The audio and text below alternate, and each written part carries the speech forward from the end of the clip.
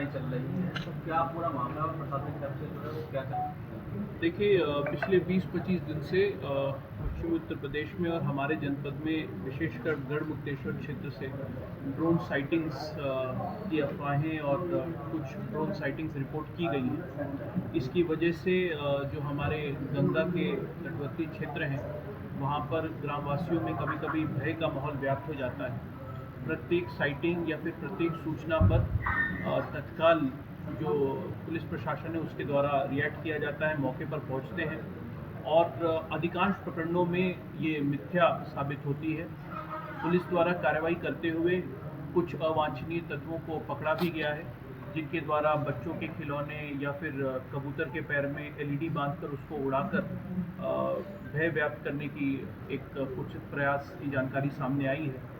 Confidence building major के लिए हमने ग्राम स्तर पर जो अपनी ग्राम सुरक्षा टोलियां हैं उनको सजग कर दिया है। थाने और चौकी स्तर पे चौकीदारों के साथ बैठक की गई है और हम और कप्तान साहब भी बहुत जल्द जनपद के समस्त चौकीदारों के साथ बैठक करके उन्हें इस चीज़ के प्रति सेंसिटाइज करेंगे ताकि गांव में कॉन्फिडेंस बिल्डिंग की कार्रवाई की जा सके। और ज़्यादा प्रोएक्टिव अप्रोच रखते हुए आज हमने धारा 163 के अंतर्गत ड्रोन उड़ाने को लेकर निषेधाज्ञा जारी की है।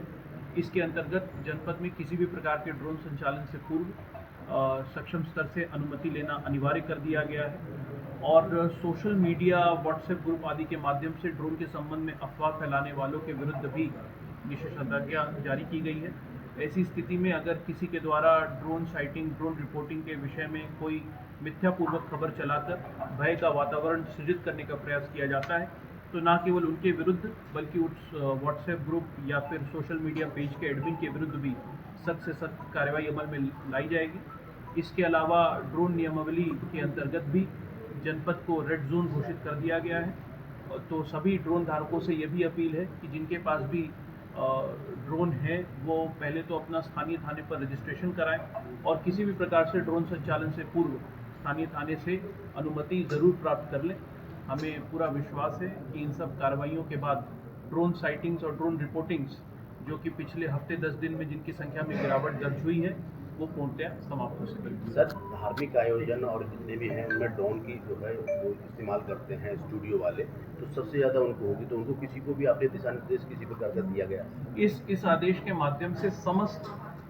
जो हमारे ड्रोन धारक हैं, जितने भी ड्रोन ऑपरेटर्स हैं, वो ये आदेश सबके ऊपर लागू होता है, चाहे वो किसी प्रकार का शादी ब्याह का कवरेज हो या फिर कोई धार्मिक आयोजन है, वो अपने स्थानीय थाने में अपने ड्रोन का रजिस्ट्रेशन करा लें और स्थानीय थाने से अनुमति प्राप्त कर लें।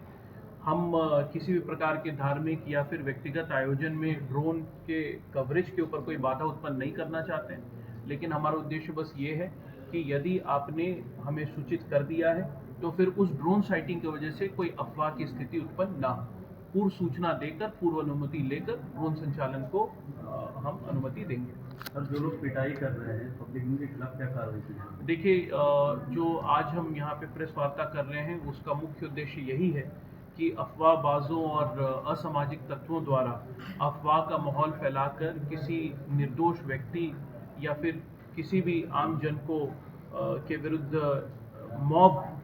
आधारित कोई कार्रवाई ना हो। इस मामले में शासन स्तर से स्पष्ट निर्देश हैं और पुलिस प्रशासन का भी मंतव्य इस बारे में स्पष्ट है कि यदि अफवाह का बाजार गर्म करके किसी निर्दोष व्यक्ति को हानि पहुंचाने का कोई भी प्रयास किया गया तो हम उनके विरुद्ध कठोरतम कार्रवाई करेंगे और कड़ी से कड़ी धाराएं लगाकर ये सुनिश्चित करेंगे कि भय के वातावरण का लाभ उठाकर किसी निर्दोष का किसी प्रकार से उत्पीड़न ना किया जाए। पूर्व में भी जहाँ पे इस प्रकार की घटनाएं अगर सूचना में आई हैं तो पुलिस के विरुद्ध, ऐसे अवांछनीय तत्वों के विरुद्ध कड़ी कार्रवाई अमल में लाई जा रही है।